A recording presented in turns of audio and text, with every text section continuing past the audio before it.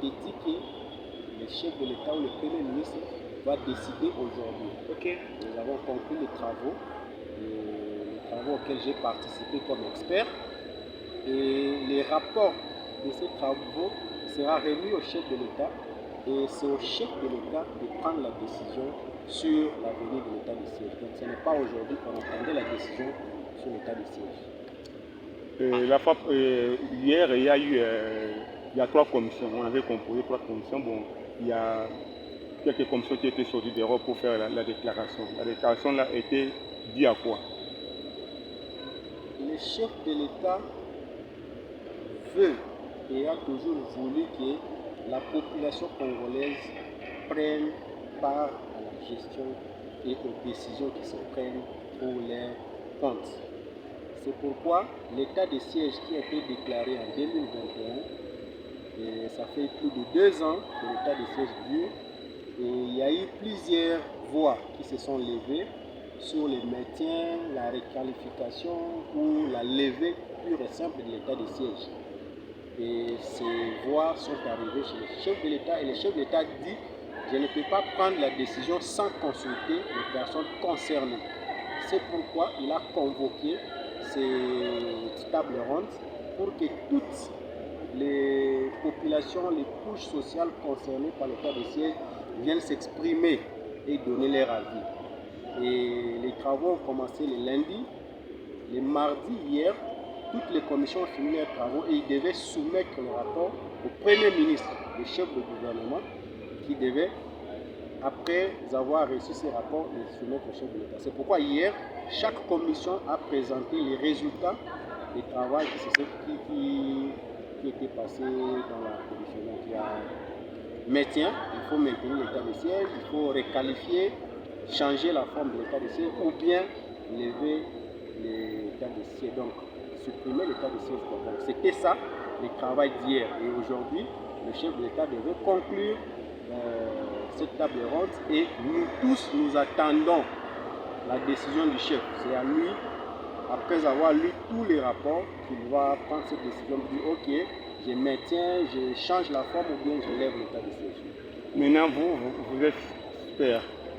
La cité demande au niveau de la table ronde. Expert, c'est quoi? Ça dit quoi? Pour expliquer d'abord auprès de la population, votre travail en tant qu'expert, ça sert à quoi sur la table ronde? Experts, nous sommes une centaine. Ce sont des personnes qui ont participé aux travaux préparatoires de la table ronde sur l'état de siège.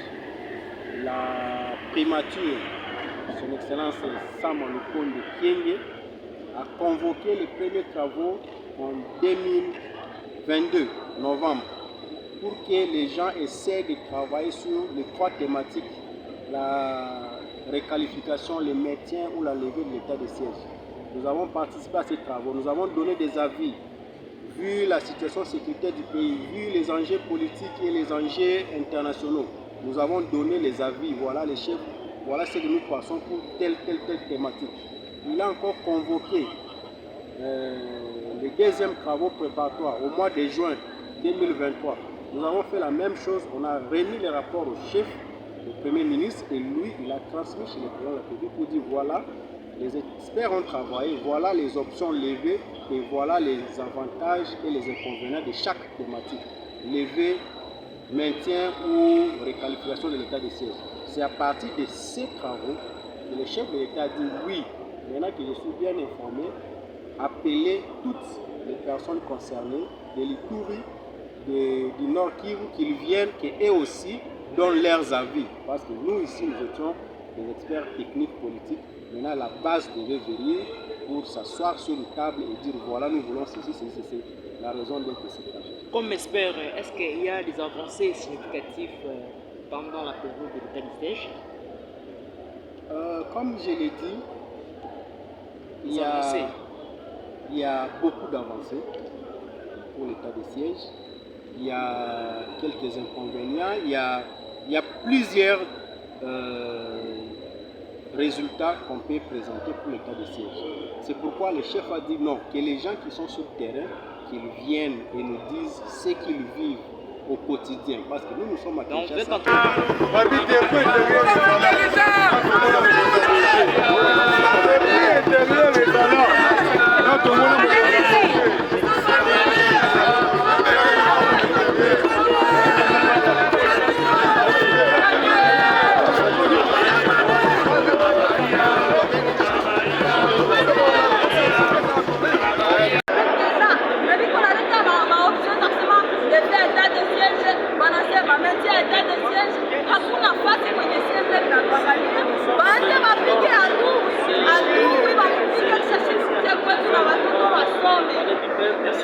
Nous sommes venus revendiquer la paix chez nous à Rutshuru.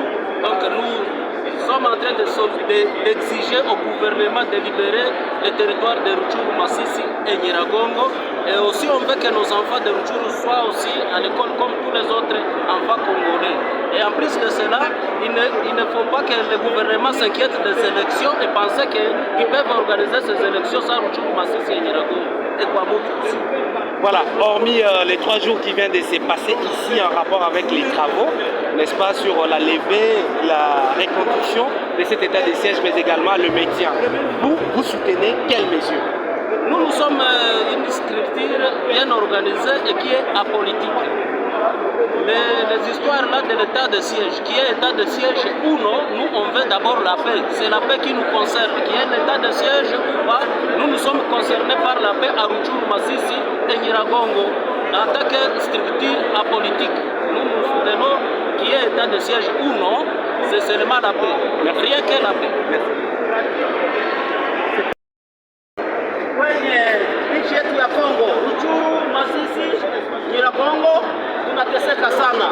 Imekuwa muda kadhaa ambapo watu wetu wanauawa sawa nyama, hawana mtu wa kuweza kuwasemea, na sisi tunajua ya kwamba rais anatumika kisiasa sana, lakini tunaomba ili atie jeshi kwenye tere ili wapige adui na adui atoke arudie kwao Rwanda. Hiyo ndio ujumbe ambao tunakuwa nayo, ili adui aweze kupigiwa na wakimbizi ambao wanakuwa katika kambi za Bulengo, Rusayo, Kanyaruchinya waweze rudi kwao, hata na wenyewe wako Uganda na warudi ndani ya Kongo. Pia tunasema ya kwamba tuko na lazima ya uchaguzi sawa wengine wa Kongomani. Kusema bila Masisi, Rutshuru, Nyiragongo hatutaki uchaguzi. Ekamuti. Merci pour vous avez un message, même en Swahili, vous venez ici, mesdames qui sont plus ouvertes. En Swahili.